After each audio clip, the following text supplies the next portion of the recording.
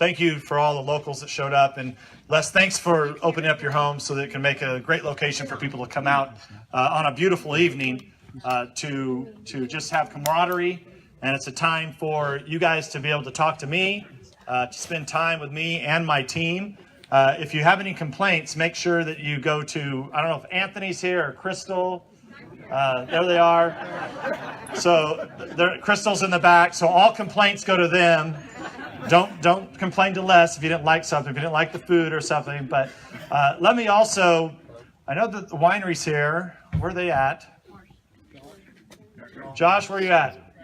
Come on up here so you can just talk a little bit about your wine. Good job. We always have to give an opportunity to promote agriculture products. Come on, Josh, you can do it. Send it to your wife. Pretend your wife. I'm happy there's a lot of people who already know me here that are giving me a hard time. Thanks, Tal and Bill. Thank you, Congressman Nunes. I appreciate the opportunity to be here, and we appreciate But tell us about your wine, man. Oh, come on. The different varieties. Yeah. Well, thank you. So we're just north of Centerville over here, about 10 minutes from right here. Make wines from our home ranch, the Central Valley, Fresno, Madera, a little bit out of Paso Robles. Make all kinds of different stuff, and hope you guys all enjoy it. Thank you. Thank you. And by the way, before I forget, the wine glasses are yours to take home. So I don't think Les wants to have too many Devin Nunes wine glasses. So please take them home and enjoy them with friends and neighbors and everyone else. So look, this is a great turnout, and I really do appreciate it because I know it's such a pain now to go to these political events, and it makes it very difficult to even move around the valley or anywhere else because everywhere you go you have this resistance movement. And so to see all the young people that are here, thank you for all your work that they're doing. The millennials here, by the way, folks. So don't give up on America yet, because look at all these great young people who are here, and they're proud to be here, and they're the only ones that are they're taking advantage of the minds that they have, and they're learning the facts, and it really means a lot because, as you know, we struggle today with all the new media that's out there and all the fake media that's out there. You can imagine what it's like to be a young person today, to be even at a Republican event, right? I mean, it's not cool for them to do, right? Because the media, Hollywood, they make it not cool. So you guys are very cool in our book. So thank you all for being here. And I will say, let me say thanks to Tal Cloud and the rest of the team that worked on and I apologize for the neighbors of Tal's that are here because your property values went way down since you moved in the neighborhood. And I haven't seen Hillary, but she probably doesn't want to be with Tal, so that's understandable too. But thanks, Tal, for all your work, everything that you've done to help put this on too. Let me say that. So there's a lot going on right now in Washington, D.C., and you're beginning to see why they're resisting so much, and it's largely because of what you see happening to Judge Kavanaugh right now.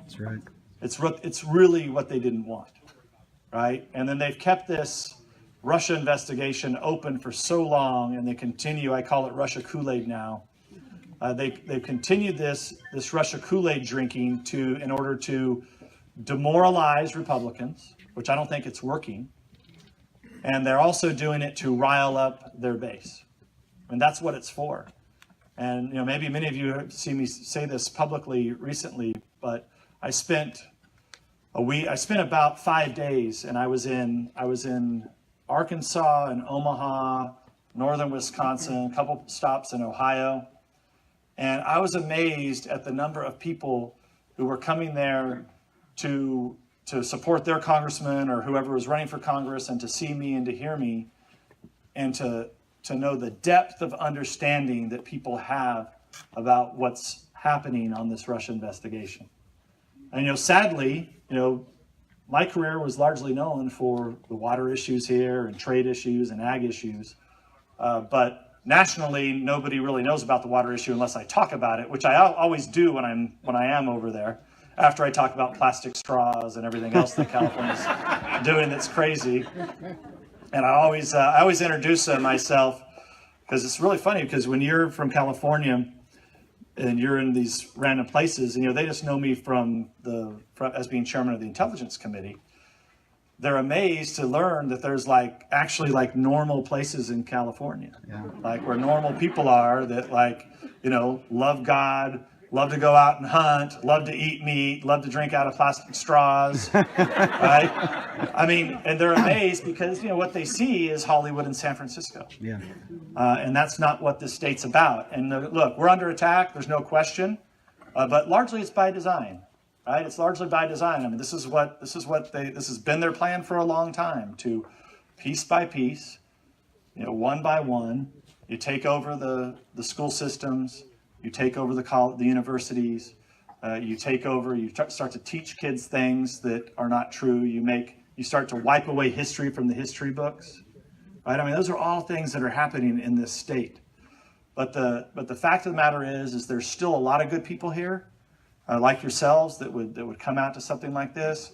And I just want you always to know that that's the message that I carry wherever I go, is about the people that live here, and that we're all not, and this is what I say, so don't be offended, but it is kind of funny, you have to admit. So I always say, I'm from the land of fruits and nuts. And it gets always, people laugh because they think they're thinking of something else, and then I have to say, no, like the real ones, like the ones you eat.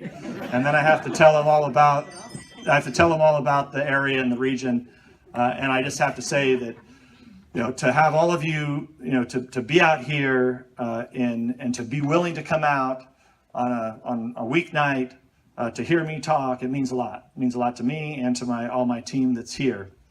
But I will tell you, there's nothing like, and I'll just finish on my California topic here. But I went over to, and really makes you sick, but it's probably a lot of you experienced this. I went to the guy running for governor of Nevada. He's now he's the attorney general, and Crystal was there with me, and we went on a Saturday and had this huge picnic. There were a couple thousand people that showed up. And this is his 4th annual, and I think he's going to win the governorship of Nevada, I hope. And it's a picnic. He had done it 4 years in a row. His name is Laxalt, which his father was longtime senator. Paul Laxalt, yes. Yeah. And I went and it was a great event, great turnout. It was like a Basque picnic type thing where they did a Basque barbecue. And afterwards, so I got up and spoke about what's happening in Washington and whatever else. And I got down, and there were a ton of people who wanted to meet me, shake my hand. Half the people there, and this is my point I'm going to make to you guys, were from California, who've moved. Who've moved. And that's what's happening. So you're seeing the state is becoming very, very wealthy people that are lucky enough to have maybe a decent job working in government as, being police, fire, sheriffs, teachers, whatever it may be.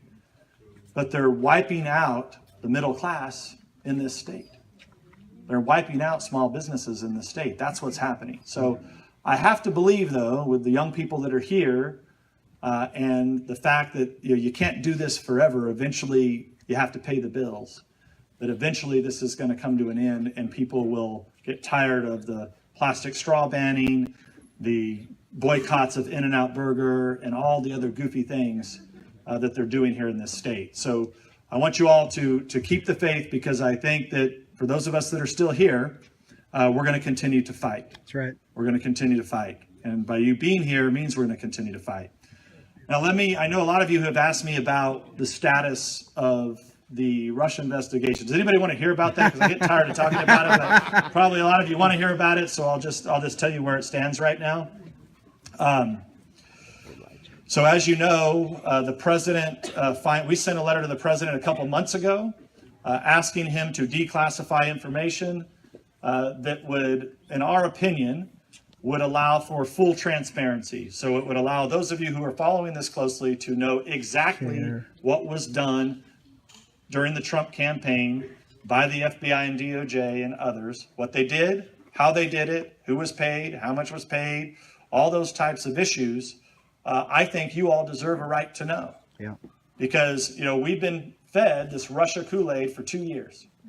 That somehow Donald Trump, the President of the United States, is somehow connected to Vladimir Putin. Think about that for a second.